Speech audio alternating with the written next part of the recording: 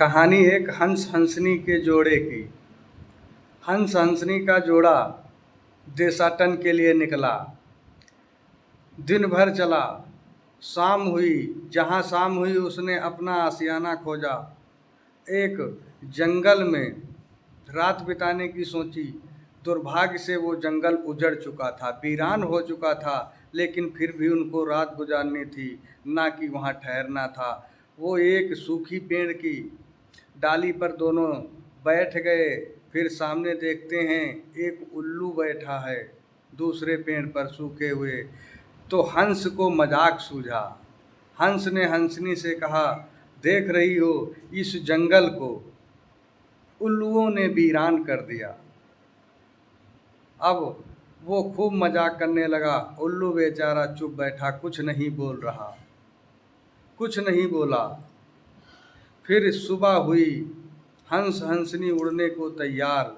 जैसे ही उड़ने की योजना बनाई, उल्लू ने यह कहते हुए रोक लिया कि अरे भाई हंस, ये हंसनी तो मेरी है, आप इसे कहाँ लिए जा रहे।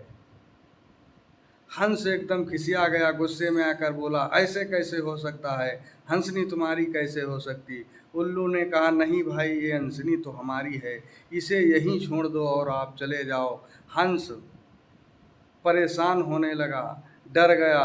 अरे ये तो मेरे साथ अन्याय हो रहा है, ये ऐसे कैसे कह सकते हो।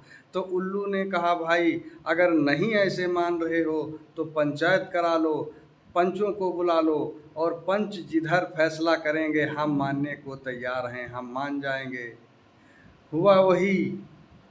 पंच बुलाए गए, सारे जानवर उस क्षेत्र के इकट्ठे हुए और पंचों ने आपस में पूरी बात सुनी। फिर कानाफूसी की। उल्लू दावा कर रहा हंसनी मेरी है, जबकि हंस कह रहा हंसनी हंस की है। लेकिन सारे पंचों ने यह सोच कर फैसला सुना दिया, अरे उल्लू भाई अपना मित्र है, पड़ोसी है, क्षेत्री है, ये अपने काम आएगा, इसी के पक्ष में फैसला सुना दिया जाए। सारे पंचों ने उल्लू के पक्ष में फैसला सुनाते हुए कह दिया, नहीं हंस भाई, ये हंसनी उल्लू की है और उल्लू को दे दो। अब हंस बड़ा निराश, बहुत दुखी हुआ और उड़ने को तैयार हो गया, वहाँ से चलने के लिए जल्द ही।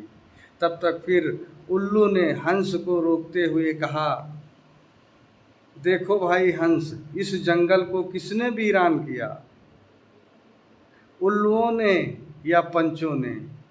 तो हंस ने कहा, बेशक पंचों ने ही वीरान कर दिया इस जंगल को। तो ये आज की व्यवस्था है, ये हमें कहानी ये सिखाती है, ये जानकारी देती है कि आज की व्यवस्था हमारे समाज पे ठीक ऐसे ही लागू हो रही है।